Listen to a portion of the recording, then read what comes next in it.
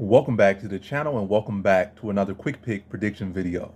In this video, I'll be predicting the flyweight bout on the Contender Series between Roybert Echeverria versus Jafel Filho. And I'm going Roybert Echeverria, average confidence. At first I was going high confidence, maybe I was never gonna go lock. I was going high confidence Roybert Echeverria. Then it dropped down to average. But the reason I'm even leaning into him, or some reason why I'm leaning to him, is it's not just based off his record. Really, if I look at his record, I didn't have any other thing to draw from. And just looking at both their records, age, size, and whatnot, I'll be like, this is Jafel Filho's fight to win. But given the fact that I know someone who's like one of the striking coaches at that gym, and I have been following that gym for a good, the Gold Share for a good little bit of time now. I ain't gonna say I've been following them since the jump, since they've been created, but I've been following them for about a year, maybe over a year. Matter of fact, over a year. I've been following them over a year now. Yeah, because like one of my good friends is knew one of them, their striking coaches, and one of their coaches there for like a good number of years now. Go way back when, like back to almost adolescence years. So they go way back. So I was like, I've been following him because he trained there, he teaches there, and he a fighter as well. So I was like, started following that gym. That gym has a pretty solid gym. And when I look at Roybert Echeverria, he's giving him size, he's giving him height and whatnot, experience as well. But one thing about that gym is, well, one thing about this fight in particular is that I feel like Roybert Echeverria is clearly the much more well-rounded fighter, the more fleshed out fighter. Well, I'm not saying fleshed out, but more well-rounded fighter, the multi-threat fighter here. I feel like he can knock him out, upset him with a submission.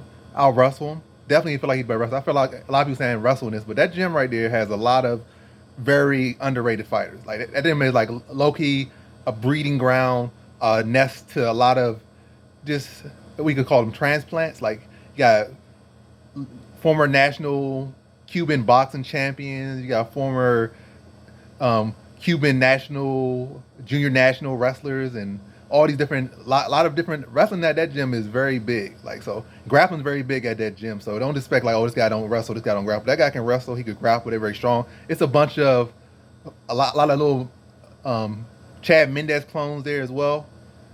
It's a lot of, it's like I said, that gym is very underrated. It's gonna blow up. They already, put in the work right now, but trust me, that gym's gonna blow up. Whether it be this year, next year, next 3 years, but that gym is gonna be one of the gyms y'all gonna be talking about for years to come. That gym has a lot of killers at it, and Roybert Echeverria just one of them. And you can say one thing that concerns me is that he did a decision with not the greatest fighter. That's concerning me. But level competition doesn't, because I know that that gym, and like speaking with people personally, they literally be getting ducked on the regional scene. So it's not like they can. It's not a matter of them ducking opponents. Literally, they're getting ducked, and people turning down fights to fight that gym because they know just how good that gym is. The public might not know, but the people in the know that people be ducking that gym heavy because, like I said, they got a lot of scary people at that gym that you don't know about yet. It's a lot of scary people at that gym.